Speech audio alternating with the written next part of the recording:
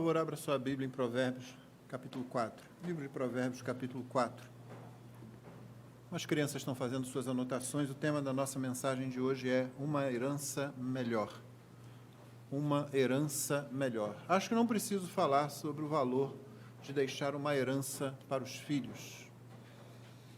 E acho que não preciso falar também da tragédia que é quando essa herança se traduz em abandono, se traduz em dívidas, se traduz num histórico de abusos ou coisas assim.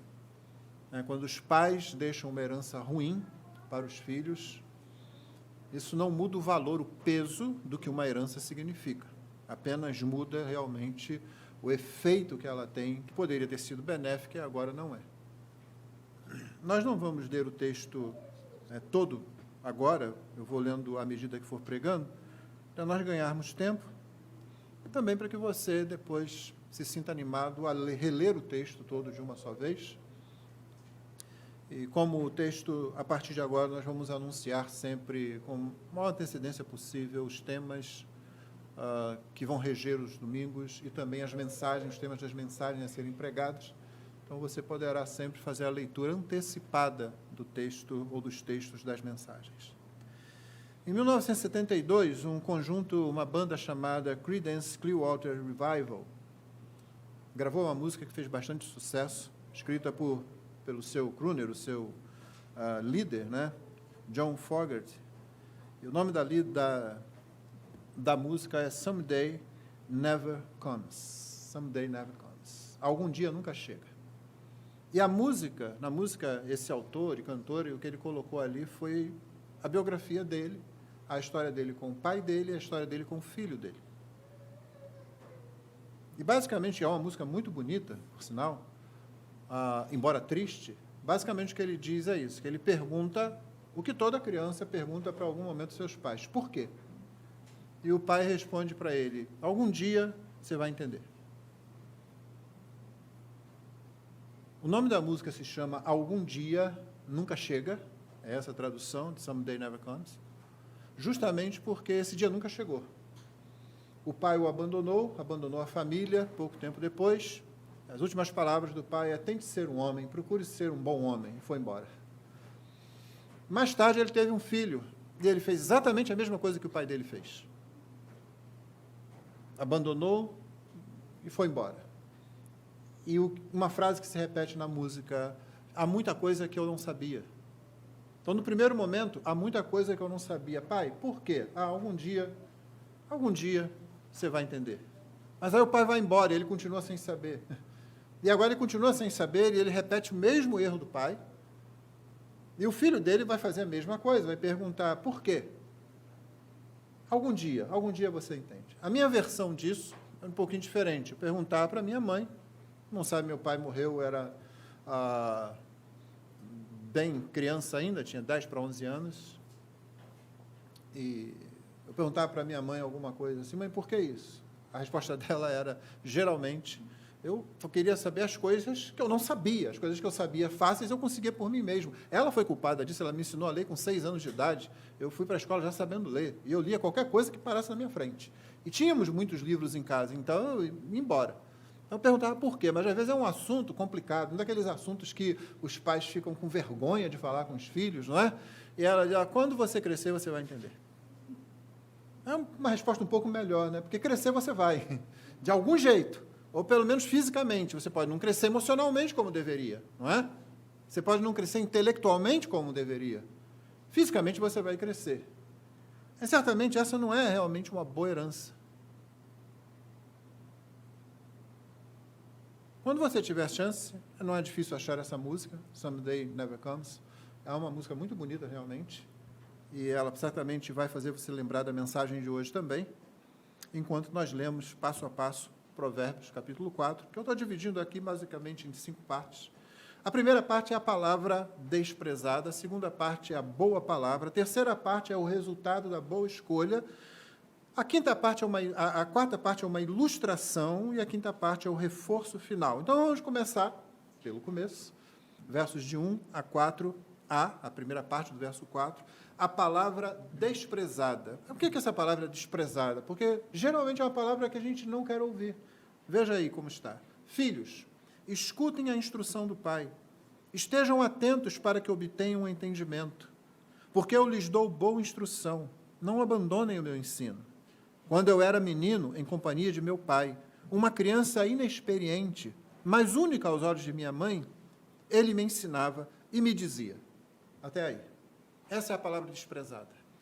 A palavra do mais experiente que diz, presta atenção, leve em conta o que eu estou falando. Eu tenho uma amiga que ela, quando os filhos estavam menores, eles já estão casados, ela dizia assim, os nossos filhos pensam que nós nunca passamos por isso. Eles desprezam a experiência que nós tivemos. Tudo bem, pode ter aquele pai ou mãe que falam aquela coisa que não é correta, né? No meu tempo, já ouviu isso? No meu tempo, isso e aquilo, como se fosse assim, né? Uma coisa boa. No tempo daquela pessoa que fala isso, pode ter certeza, ela estava reclamando de um monte de coisa lá. Mas aí a gente fala coisas desse tipo. Mas eu não estou falando desse tipo de pai. Eu estou falando daquelas pessoas, homens e mulheres, pais e mães, que já passaram por situações, que sofreram por situações. E aqui realmente tem que haver equilíbrio, porque seu filho, sua filha vão sofrer algumas coisas. Você não vai conseguir livrá-lo de todo sofrimento, e nem é bom que seja assim.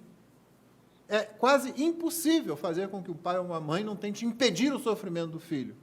Mas nossos filhos e filhas farão suas próprias escolhas. Você não vai poder cabresteá-los a vida toda. Você não quer isso. Eles não seriam gente se você fizesse um negócio desses.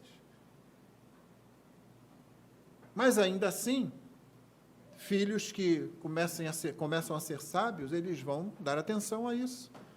E não vão desprezar essa que é a palavra desprezada. E ela é tão boa, é tão sábia, não é? Você repara aí que nós temos aquele princípio de 3 gerações que vai para a 4ª geração. Você viu aí ele falando? Ele começa, filhos, escutem a instrução do pai. Já temos 2 aqui. É o autor, o pai, falando para o seu filho, ou para os seus filhos, né? E logo adiante ele vai dizer no verso 3, quando eu era menino, em companhia do meu pai, então você já tem 3 gerações. Mas quando você olha isso aqui, você sabe que não se pretende só uma cadeia pequena de 3 gerações. A ideia que o próprio texto empurra para dentro da nossa mente é de que isso vai continuar. O filho agora vai falar a mesma coisa desse pai e vai falar a mesma coisa para o filho dele. E isso vai se multiplicando. Não é à toa que esse princípio passa para o Novo Testamento dentro da própria igreja, quando o apóstolo Paulo diz a Timóteo, Timóteo, escolhe homens que sejam capazes e ensina para eles o que eu ensinei e que eles sejam capazes não somente de aprender, mas de passar a outros. 4 gerações. A Bíblia sempre entende isso. E uma coisa que você percebe aqui também, ou que a gente vai perceber, é a questão do conteúdo. O que se quer aqui? Ele diz, quando eu era... o versículos 1 e 2 ainda. Escutem a instrução do Pai. Estejam atentos para que obtenham um entendimento, porque eu lhes dou boa instrução. Não abandonem o meu ensino. O conteúdo é de amor a coisas superiores, a coisas melhores. E o canal através do qual os filhos vão aprender é o canal das afeições. Os entendidos em educação, em aprendizado, quando falam de aprendizado, eles dizem que 2 coisas precisam acontecer. É preciso que haja um ambiente, se a aprendizagem vai ocorrer, é preciso que haja um ambiente de segurança e de afeto. Segurança e afeto. A criança que está aprendendo, ela precisa se sentir segura. Eu me lembro que a Rosane conta uma EBF que nossa igreja fez aqui, e que aqui num morro aqui perto, há muitos anos, e as crianças ali já estavam treinadas. Quando elas ouviam tiros do outro lado, aquele morro realmente ele não tinha esse problema, é uma situação específica, geográfica, que não permitia isso, mas quando elas ouviam tiros já no outro, elas já começavam a se jogar no chão ou se esconder, porque elas já estavam acostumadas com isso. Não é um ambiente muito bom para aprendizado, um ambiente inseguro. Mas a insegurança nem sempre está do lado de fora. É pior quando a insegurança está dentro de casa. E quando isso acontece, não há também afeto. Não há aquele ambiente de amor. Não é o amor, essa coisa que eles vivem diluindo aí, falando, não. mas realmente do amor, do dar-se, né? Do sacrifício, do auto-sacrifício pelo bem do outro, nesse caso dos filhos.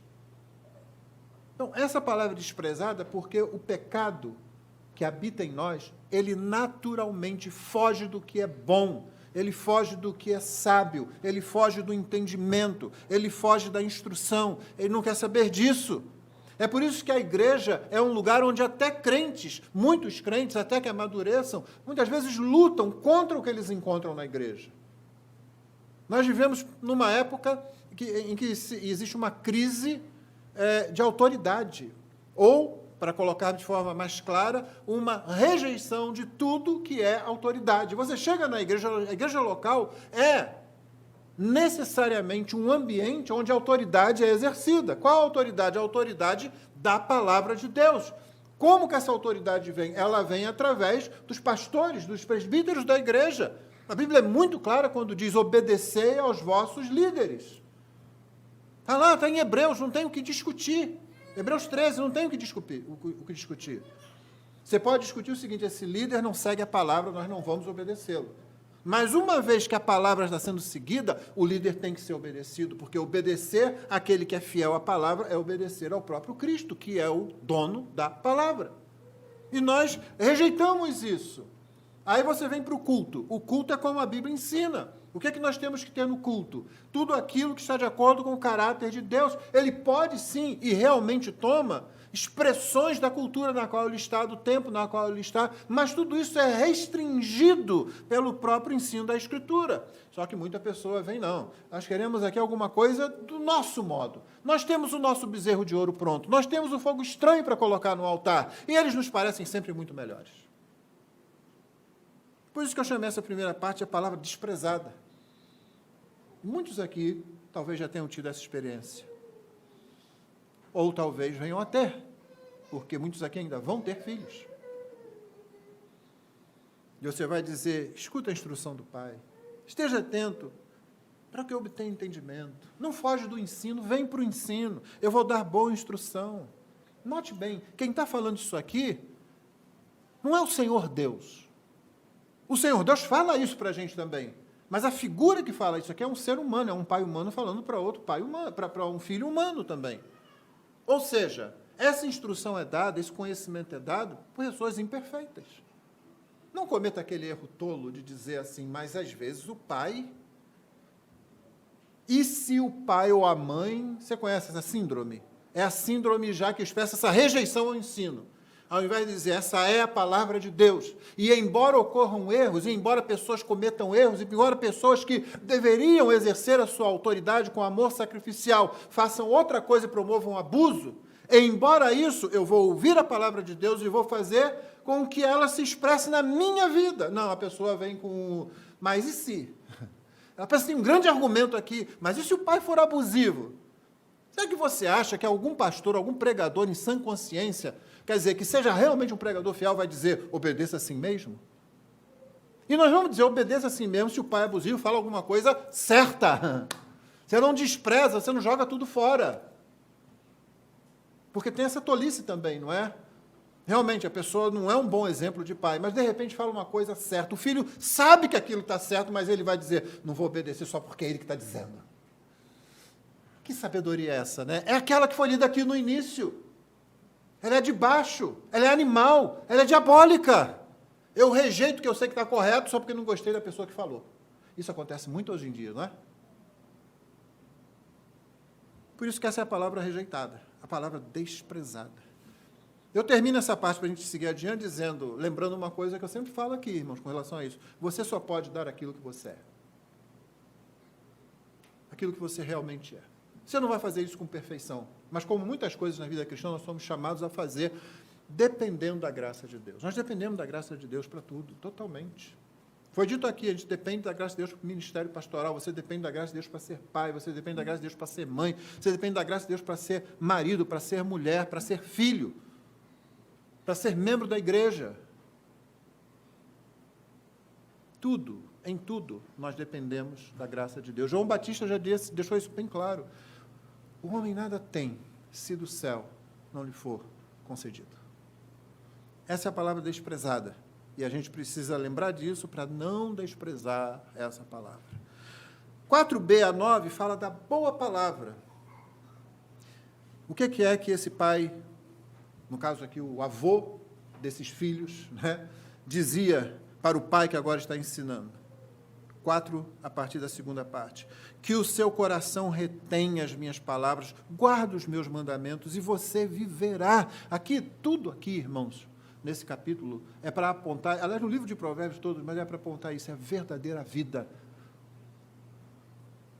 O autor não quer que você experimente uma vida mais ou menos, não quer que você viva uma meia vida. A ideia de todo o livro de Provérbios é que você, seguindo a sabedoria que vem do alto, que vem de Deus, a sabedoria com a qual a criação foi toda pensada, planejada, executada, sabedoria, como eu disse hoje pela manhã, que imprimiu na criação os atributos santos de Deus. Se você faz isso, você vive vida plena. É por isso que a expressão máxima disso é João 10:10, quando Jesus diz: eu vim para que tenham vida, e tenham vida em abundância. Não é vida, qualquer tipo de vida, não. Infelizmente, isso ficou traduzido agora, ultimamente, como vida em abundância, é que você vem para a igreja, faz certos rituais, e aí você começa a ganhar dinheiro, e aí você nunca mais fica doente, e aí você compra 1, 2, 3 casas, e aí você tem 2 carros, e aí sua sogra nunca mais vem morar com você, nunca vem te visitar. Pensam que é esse tipo de coisa. Sabe, qualquer coisa assim. Não, vida em abundância, vida plena, vida com Deus, vida que passa a vida adiante, vida em que você é um instrumento de vida. Por isso ele diz que o seu coração retém as minhas palavras, guarde os meus mandamentos e você viverá. A expressão aqui não é o viverá simplesmente, é você vai viver de verdade. Adquira a sabedoria, adquira o entendimento, não se esqueça nem se afaste das minhas palavras. Não abandone a sabedoria, ela guardará você. Ame-a e ela o protegerá. O que você percebeu aqui, que eu sei que você percebeu, foi a repetição, né? E que vai continuar acontecendo ao longo do capítulo. Por quê? O que significa repetir numa língua semita? ênfase, não é? ênfase. Presta atenção, isso é importante, por isso eu estou repetindo para você. Não tem negrito, não tem itálico, não sublinha, não tem nada disso, mas se repete. Mas você ouve de novo. Você ouve um pouquinho diferente, mas você ouve a mesma coisa.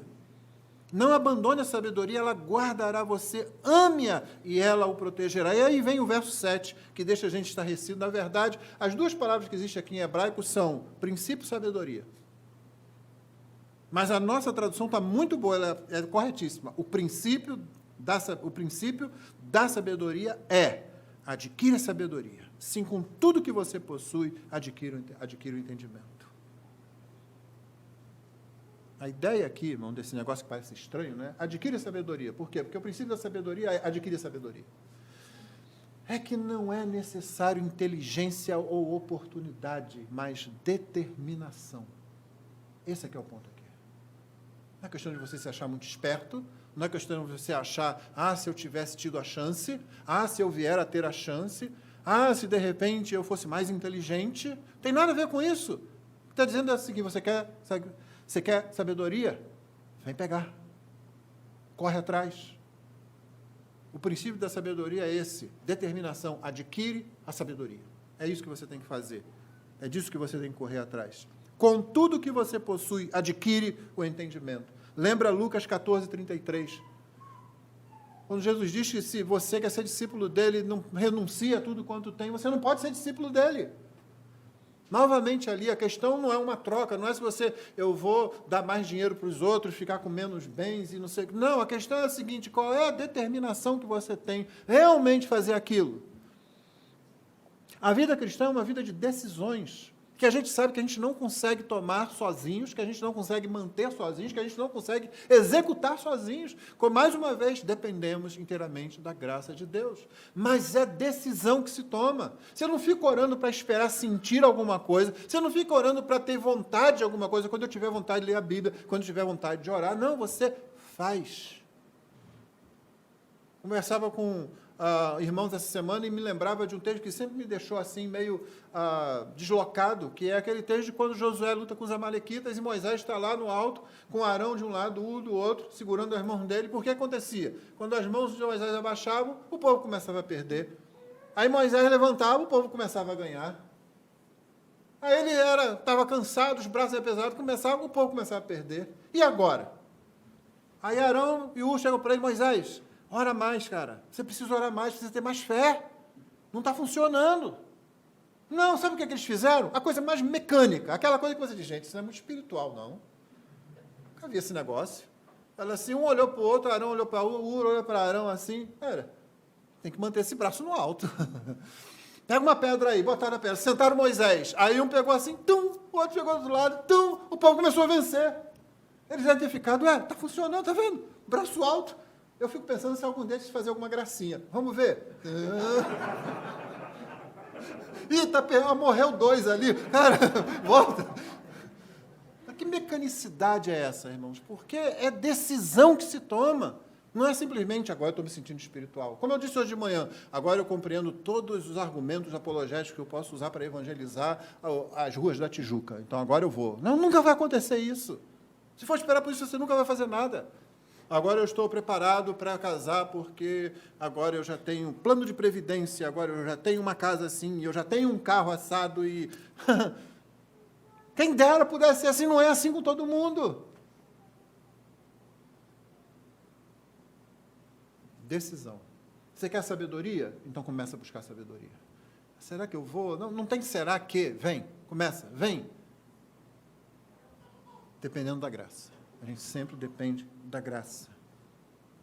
Valoriza, verso 8, a sabedoria e ela o exaltará. Se você a abraçar, ela o honrará. Isso é quase o seguinte: se você abraça a sabedoria, ela abraça você de volta. Ela porá um diadema de graça na sua cabeça e lhe entregará uma coroa de glória. É isso que vai ser o resultado, é isso que vai acontecer. Essa é a boa palavra, é isso que o pai dizia para ele, agora ele está passando para o filho. Ele não está dizendo assim: olha, o meu pai não prestava, o meu pai não sabia direito, o meu pai falava umas coisas, mas ele mesmo não fazia.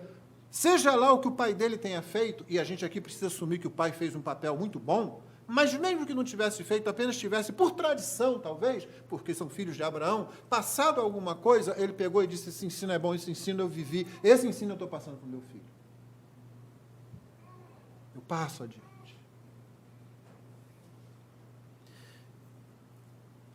E é a boa palavra por causa disso. Olha o que ela vai fazer. Ela vai proteger você. Ela vai fazer com que você tenha vida de verdade. Ela vai pôr um diadema de graça. Vai pôr uma coroa de glória sobre você.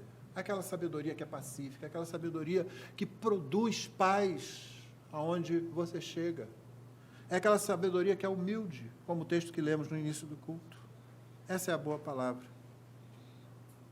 O resultado da boa escolha, a gente encontra agora nos versos 10 a 13, a terceira parte, o resultado da boa escolha. Meu filho, escute e aceite as minhas palavras, e os anos de sua vida se multiplicarão. Eu ensinei a você o caminho da sabedoria, o fiz andar pelas veredas da retidão. Se você andar por ela, os seus passos não se embaraçarão. Se você correr, não tropeçará.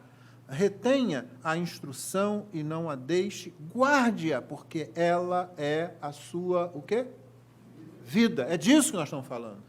Entendeu? Não se trata apenas de uma formalidade, não se trata de passar uma tradição adiante, não se trata de dizer a nossa família faz assim já por 4 gerações. Não é disso. Está se falando de vida. É vida, é isso. É por isso que a gente fala: Jesus é o cumprimento de tudo que o Antigo Testamento dá, faz, promete. Por quê? Porque quando você vai falar de vida, você vai olhar para Jesus. Eu sou o caminho, a verdade e a... Aquele que crê em mim, ainda que esteja morto, viverá. Ele é a própria vida. Mas aqui dentro da antiga aliança, as promessas funcionavam muito bem. Olha, os seus anos de vida se multiplicarão. Isso era algo que a antiga aliança tinha. Como isso passa para a nova aliança? Meus irmãos, vida significativa. A nova aliança é tão superior que vida significativa não significa quantidade de anos.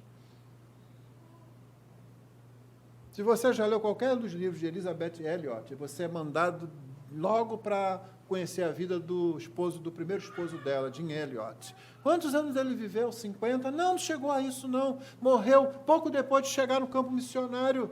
Até agora nós estamos falando dele. Pessoas são chamadas ao campo missionário por causa de um homem, de um rapaz, de um jovem que morreu cedo. Isso aconteceu com várias pessoas ao longo da história do cristianismo.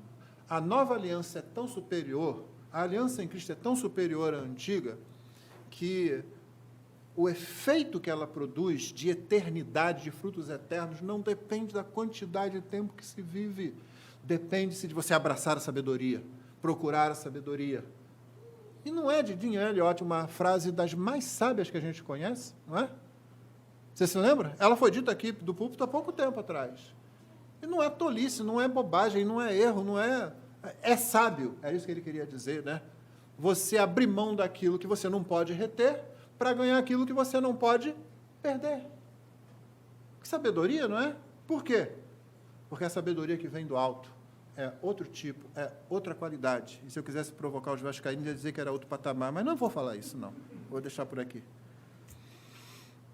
O resultado da boa escolha é esse. Você escuta, você aceita as palavras, os anos se multiplicam. Eu ensinei caminho da sabedoria, fiz andar por vereda de retidão. E o verso seguinte, se você andar por ela, os seus passos não se embaraçarão. Mais do que isso, não é só que você vai tomando, porque você podia pensar que vai pisando devagar, né? Ele é muito prudente. Não, você vai poder correr. Se você correr, não tropeçará. Isso aqui joga a gente para Provérbios 22:6. Treina a criança, treina o menino, treina o jovem. Aquela palavra lá não precisa ser traduzida só por criança, não. Treina no caminho que ele vai encontrar pela frente. Prepara para o caminho que ele vai poder correr por aquele caminho. Mas prepara. A próxima parte é ilustrando isso. Não entre na vereda dos ímpios, nem siga pelos caminhos dos maus. Vai ser bem diferente do que a gente acabou de ver, não é?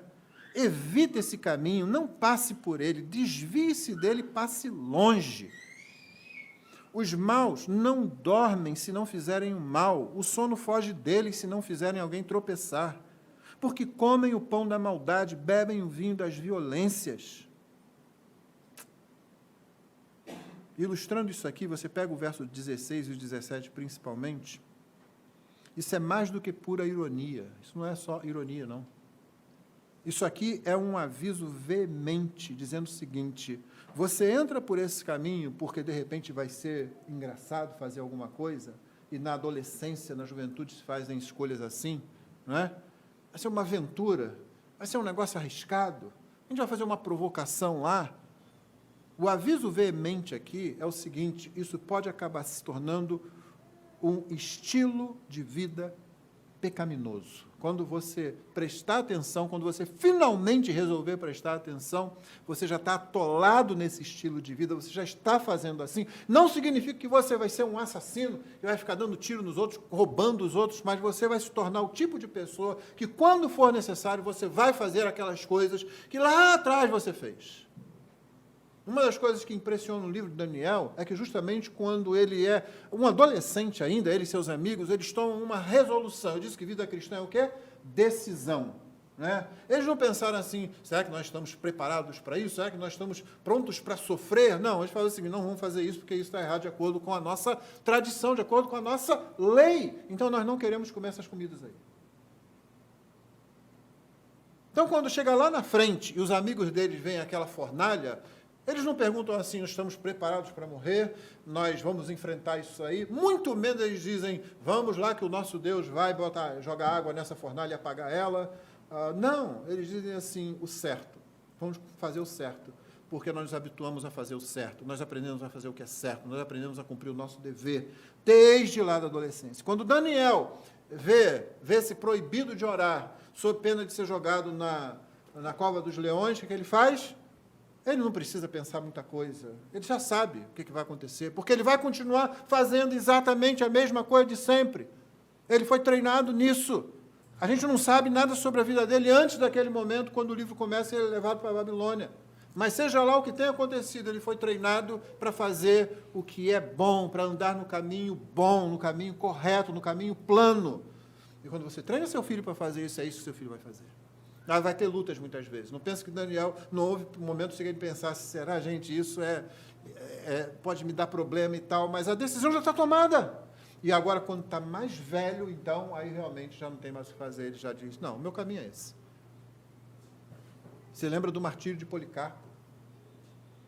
Quando um daqueles comandantes que estavam ali diz para ele assim, tem pena de você mesmo, você só precisa dizer assim, o imperador é o Senhor, o imperador é divino também. E Policarpo, já com seus 86 anos, diz assim, olha, eu tenho andado com ele 86 anos, ele nunca falhou comigo, eu não vou falhar com ele agora. Você está entendendo? Não se trata de você ir numa reunião de avivamento e voltar de lá pronto. Não se trata de você passar por aquela experiência que você nunca passou, então agora você vai ser realmente desafiar tudo que vier contra a sua fé ou contra o Cristo. Não, se trata de você começar a caminhar nesse caminho, de você abraçar a sabedoria, se trata de você ser treinado nisso. E para nós aqui hoje, principalmente, se trata de você treinar os mais novos nisso. Meu irmão, quanta tragédia seria evitada se pais passassem essas coisas para os seus filhos? Se não fizessem como aquele pai da canção. Por quê, pai? Algum dia você vai entender. A gente não está com tempo, a gente não está afim, a gente não pode interromper uma conversa, a gente não pode interromper algo que está fazendo, a gente não pode interromper um entretenimento, a criança chega.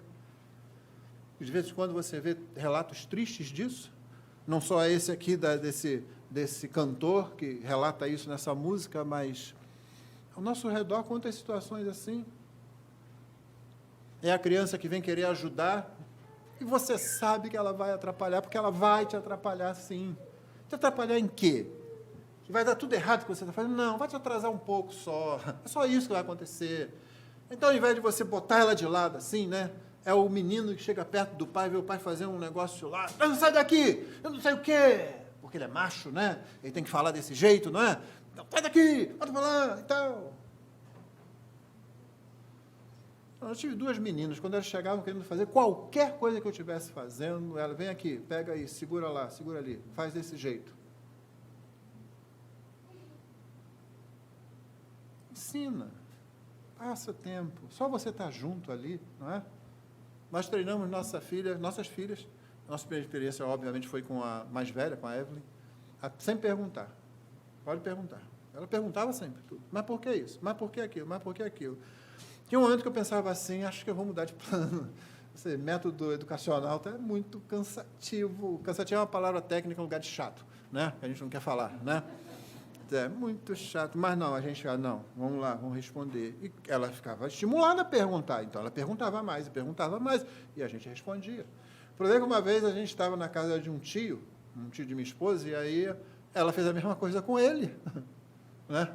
E ele ficou tão assim, lá do interior, né, fazendeiro lá do interior, da roça, aquele negócio, que ele ficou tão assim, que ele mandou ela perguntar, vai ver se eu estou lá fora, lá de casa, né? E ela era muito pequenininha, ela foi ver. Mas eu posso entender ele, porque nós estávamos acostumados com isso, né? Pergunta assim, a gente responde. A outra pessoa, né, assim, ele já não sabia mais o que responder também para ela, então ficou difícil, né? Meu irmão, você não sabe o que você está semeando quando você simplesmente dá tempo para a criança. É o tempo de leitura para a criança, é o tempo de conversa para a criança, é o tempo de dar a mão à criança, não é? Levar, conduzir.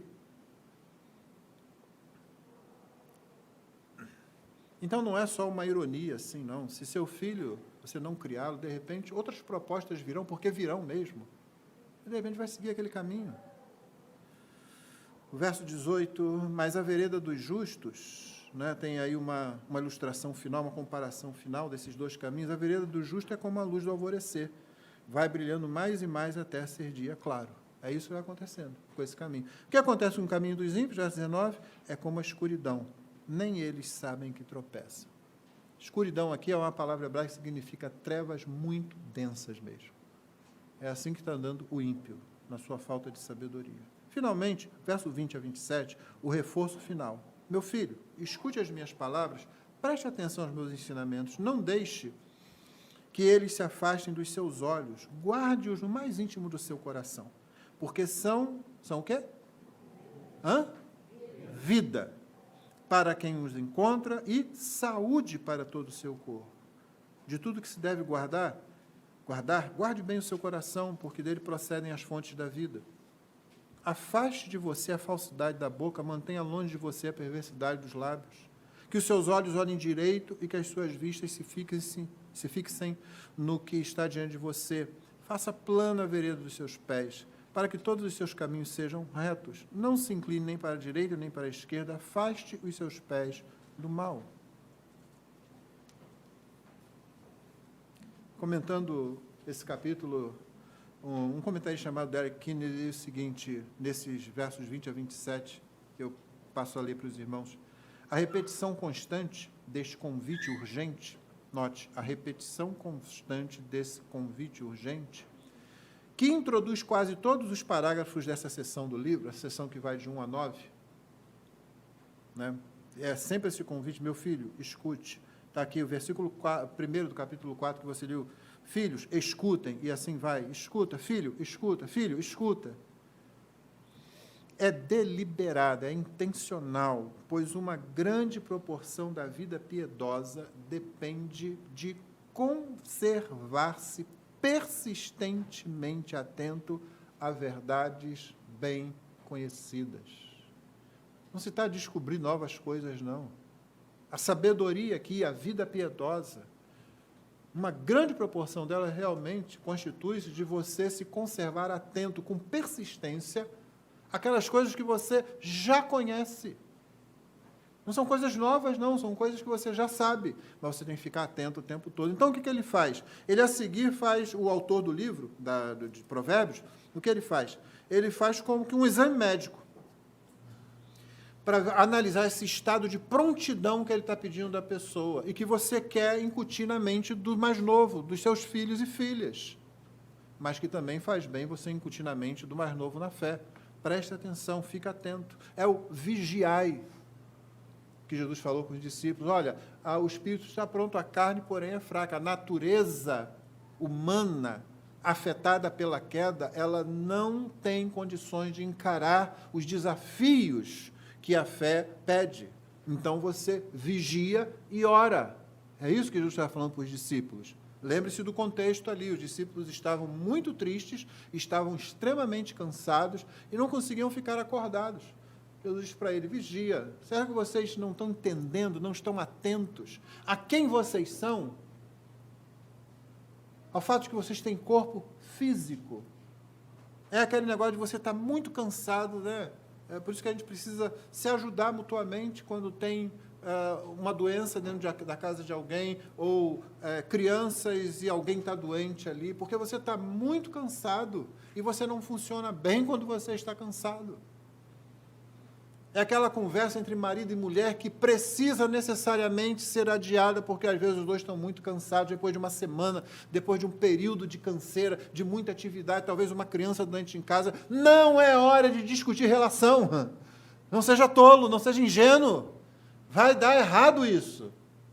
É hora, depois a gente conversa. A gente vai conversar, a gente não está postergando a ad eternum, não. A gente vai falar, mas não é o momento agora, que a gente está cansado, a gente está... Nós temos que ficar atentos a isso, porque é preciso esse estado de prontidão, a gente tem que estar atento. E é justamente o estado de prontidão que diz: agora não é o momento certo. Às vezes não é o momento certo de chamar a atenção do filho ou da filha. Às vezes não é o momento certo de você apontar o erro de um irmão. Nós precisamos ter sabedoria aqui.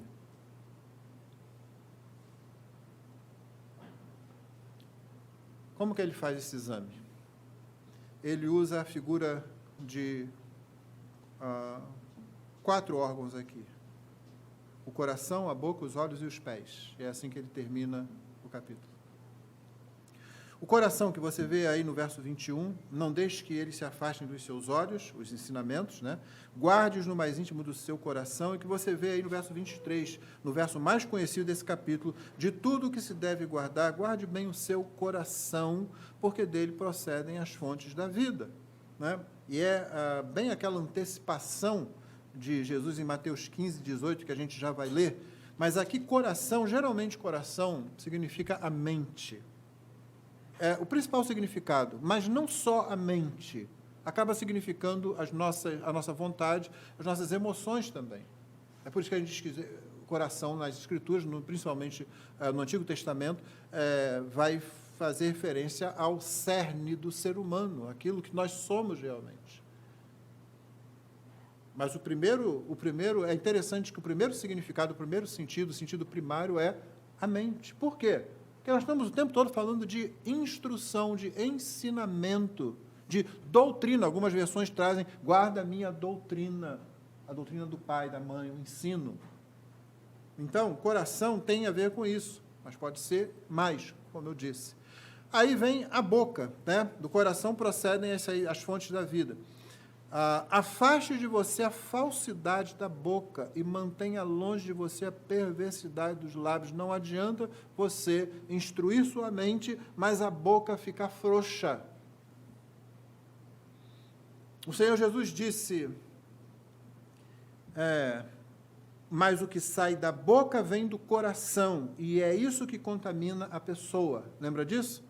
Coração procedem as saídas da vida. Só que tem alguma coisa que acontece aqui que pode ser mais sutil. É aquela pessoa que está tomando conta até dos seus pensamentos e tal, mas permite que suas conversas, permite que a sua fala seja sempre fala superficial, sempre uma conversa leviana sobre qualquer coisa. Nunca há um aprofundamento.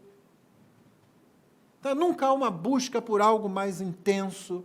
Seja no relacionamento pessoal, dentro da igreja, naquilo que a gente quer construir uma cultura discipulada. Eu fico já no básico só. Acaba sendo só o pastor que vai aprofundar as questões, vai fazer as perguntas difíceis. Não, irmão, não faça isso, não. Com as crianças, a mesma coisa. Ela é muito pequenininha, ela não entende.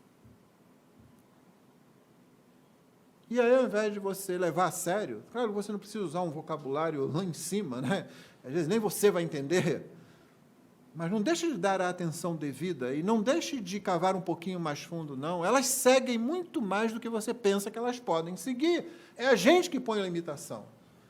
A sua mente pode vir todos aqueles filmes em que o pai ou a mãe exige da pessoa, do pobre coitado, da criança, né, até socar. Não estamos falando, corta isso. Esse é aquilo que eu já fiz menção antes, né? Mas e se? Não, isso é o cara que não quer desprezar a palavra. Esquece isso, não estamos falando desse tipo de coisa. Estamos falando que você pode ir um pouco mais fundo. Você pode cavar, você pode, já viu? Ela acompanha, ela repete, ela sabe. Pois se faz tantas outras coisas que a gente permite fazer, às vezes, que não são edificantes. Então, controlemos a nossa boca, não é? Conversa sempre superficial, nunca se aprofunda nada, nunca se conversa. Mas a coisa muito interessante que aconteceu nessa viagem que acabamos fazendo agora para a conferência foi justamente isso, que nós somos capazes de fazer realmente muitas brincadeiras, e aquelas coisas que sempre acontecem de camaradagem entre irmãos quando estão juntos. Mas houve ainda mais tempo para falar de coisas que eram a respeito da fé, da glória de Deus, da palavra de Deus. E ninguém parou para, vamos parar aqui agora, vamos montar uma sala de aula, colocar um quadro. Não, foi na mesma conversa informal. Eu já disse para os irmãos, discipulado acontece maiormente, na maior parte do tempo, de modo informal.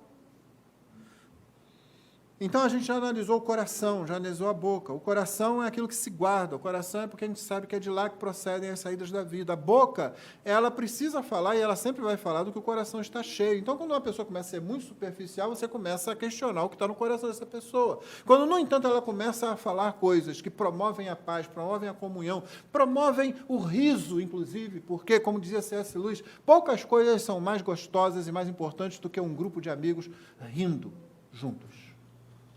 Então, você começa a dizer, tem algo mais profundo, tem algo melhor dentro desse coração. Só que vamos adiante, temos os olhos também. E aqui a gente lembra de Jó 31, de 1 a 4. O Senhor Jesus disse, os olhos são a janela da alma, não é? E Jó já dizia, lá atrás, fiz uma aliança com os meus olhos. Não é interessante isso? Aquele sofrimento todo, ele expressando sabedoria e ensinamento. Eu fiz uma aliança com os meus olhos, de não olhar para uma virgem. Do contrário, qual seria a minha porção do Deus lá de cima? E que herança receberia do Todo-Poderoso? desde as alturas. Por acaso não é a perdição para o ímpio e a desgraça para os que praticam a maldade? Esse tipo de atitude que Jó está dizendo, eu não quero fazer isso? Será que Deus não vê os meus caminhos e não conta todos os meus passos? É o quê? Ele está vigilante, ele está atento. É exatamente o que nós estamos falando aqui, aquele estado de prontidão. Homens, rapazes, vocês são movidos pelos olhos. As mulheres talvez não entendam isso. Os homens são feitos para ter reações àquilo que eles veem. Então, uma coisa é passar uma mulher que não seja a sua e você vê na sua frente ela passando, outra coisa é você seguir, outra coisa é você ir atrás da imagem, outra coisa é você ligar o computador para você olhar aquilo. Você é atraído por isso. Mas isso foi afetado pela queda. Você é feito para que os olhos exerçam esse poder sobre você. Então, o que você faz? Vai negar a sua masculinidade? Não, isso faz parte da masculinidade. Só que a nossa masculinidade é decaída, não é? A queda. Mas nossa masculinidade é somente decaída? Não! Ela é restaurada na redenção em Cristo. E Jó sabia disso. Fiz uma aliança com os meus olhos. Ele não é um legalista, ele não é alguém que está colocando antolhos, ele não é alguém que fica olhando para o alto para não ver nenhuma mulher. Ele é alguém apenas que sabe da condição em que ele está, onde queda e redenção lutam, e ele quer que a coisa penda para que a balança vá para o lado da redenção. Então ele fica atento.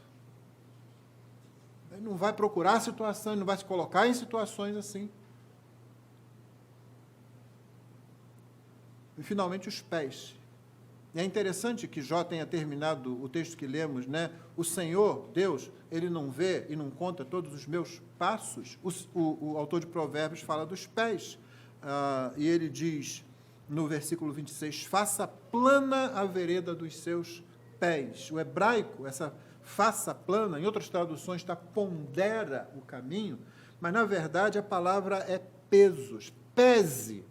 Remete à ideia de uma balança, justamente a figura de uma balança. Indica aquela constante avaliação que você tem que ter dos seus próprios caminhos. Você sempre está pesando. Então, os pés aqui, quando diz faça planas as veredas dos seus pés, se a gente fosse falar da vida cristã, segundo aos Coríntios 13, 5. Segundo aos Coríntios 13, 5, onde o apóstolo, não vou citar de cabeça, vou preferir ler para os irmãos, onde o apóstolo faz urge com a igreja para que ela provai, vejam se vocês realmente estão na fé. É aquela saudável desconfiança que a queda deve alimentar em nós. Ele diz no versículo 5, examinem-se, na nossa versão, examinem-se para ver se realmente estão na fé, provem a si mesmos, ou não reconhece que Jesus Cristo está em vocês, a não ser que já tenham sido reprovados. Ele vai dizer que ele espera que reconheçam, mas espero que reconheçam que nós não fomos reprovados. Mas aqui ele não deixa de dar o mesmo alerta. Pesa. Não sai correndo, não. Você vai sair correndo e não vai tropeçar, como foi dito anteriormente, quando você souber também pesar o seu caminho, colocar na balança, avaliar, ponderar os seus passos, para você ver, eu continuo no caminho. E quando você faz isso, você vai ver que esse é o caminho que você tem que passar adiante para o seu filho, para a sua filha.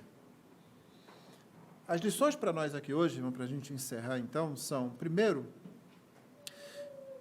que a gente precisa determinar ao nosso coração, ao nosso ser, abraçar a sabedoria, que você sabe, ela é revelada plenamente em Jesus. Final, o último versículo do capítulo 1 de 1 aos Coríntios, diz que Jesus é a nossa sabedoria. O livro de Colossenses, a carta aos Colossenses é toda escrita para dizer, olha, vocês estão buscando aí um tesouro oculto, Jesus é a nossa sabedoria, Jesus é a ciência de que nós precisamos, é o conhecimento que nós precisamos. E isso acontece com determinação, isso não acontece com rituais religiosos, com orações de entrega e essas coisas assim, não. Estou dizendo que você não possa ter momentos de maior dedicação da sua fé, em que você queira renovar seu pacto com Deus e tire tempo para dedicar à oração e etc. e tal. Mas lembre-se, a vida cristã vai continuar sendo uma vida de decisão. Você toma decisão e várias decisões ao longo da sua vida. A segunda coisa que a gente precisa lembrar aqui, eu preciso começar a passar isso para os mais novos. Eu tenho que passar isso para os mais novos. Eu tenho que aproveitar cada oportunidade que eu tenho. Se você é pai, mãe, então você já tem ali uma plateia. Se você ainda não tem filhos, use os filhos dos outros. Pode usar os filhos dos outros para passar sabedoria. Talvez você ainda seja muito novo e pense, mas lembre-se, não é questão de inteligência ou oportunidade, é questão de determinação. Então, o que é que você vai passar? O que é que você quer passar adiante? Você quer passar a mesma sabedoria que você encontrou em Cristo. Só isso. Que o seu agir com as crianças seja esse. Os pais, eu acho que não preciso falar, ainda mais no ambiente da nossa igreja, só preciso encorajar a fazer isso. Mas aqueles que não têm ainda, mesma coisa.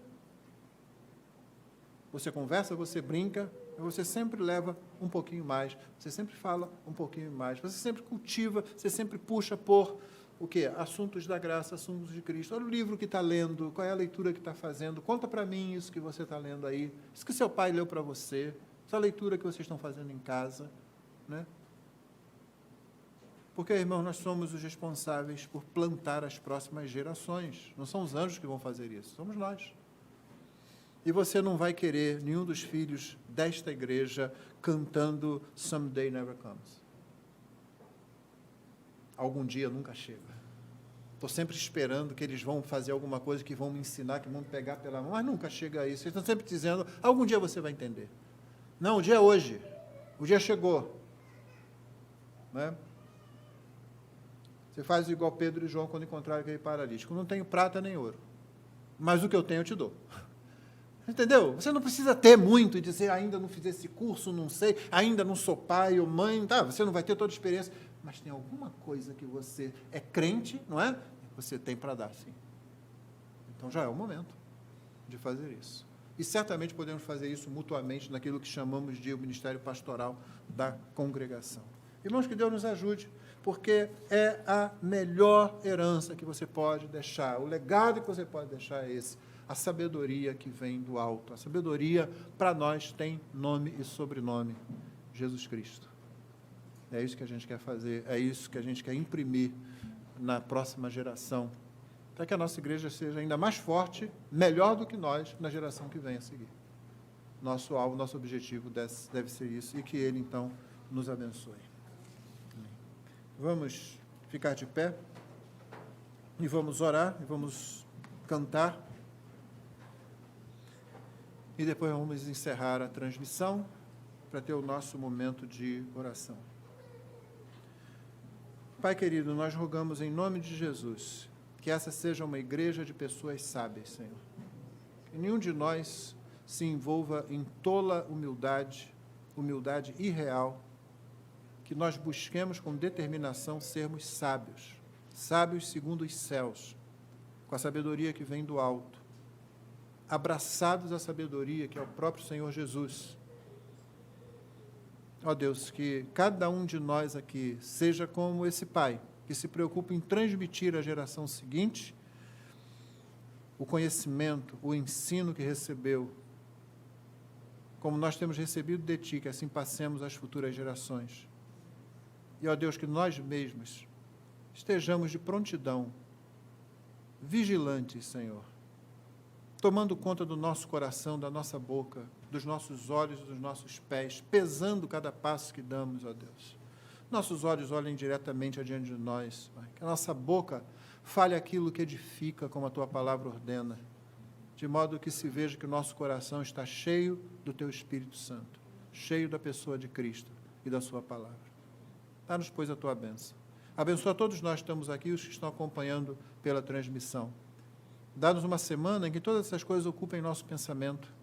E como aprendemos hoje de manhã, ajuda-nos, Senhor Deus, a estrategicamente estabelecermos alvos de evangelização e discipulado, para que nenhum de nós se ache infrutífero diante de Ti, pelo contrário, que sejamos todos bastante frutíferos em tudo, de modo que Cristo seja glorificado na vida de cada um e na vida da Tua igreja como um todo. Abençoa-nos, pois, nós oramos em nome de Jesus. Amém.